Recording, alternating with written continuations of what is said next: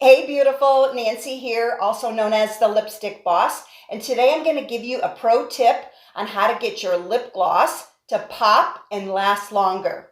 So the first thing you're going to want to do is have a good lip care routine. What I like to use is some organic coconut oil and also some organic sugar, and I go ahead and make a little mixture, and then what you're going to do is you're just going to put that on the lips, kind of like scrub it into the lip, and then go ahead and wipe that off. And that helps exfoliate the lip so we have a nice smooth surface. You can also use a vitamin E of some sort, and that also keeps the lips nice and hydrated, because nothing looks worse than the cracked, peely lip when you're trying to create a lip look. So here we go.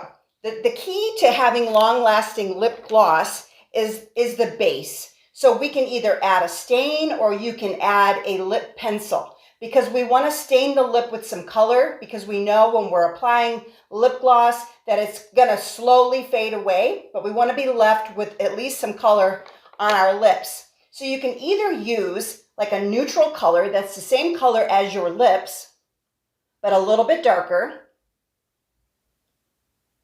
and just fill in the whole lip with that.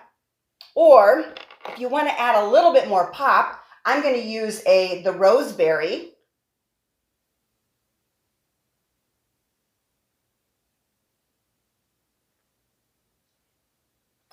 There you go. Now, that's created a stain on the lip, so then when we grab the lip gloss, and here's the key to lip gloss, we don't want it to be sloppy and gloppy. So the pro tip is that you're going to take 3 dots on the lip, and then do like that. So you just get the right amount of lip gloss on the lip, and it's not all over the place, traveling all over your face. I hope that was helpful. If you liked this video, please give it a thumbs up. I would love for you to look at the resources in the box below and subscribe to the channel. And until next time, be bold. Mwah. Bye-bye.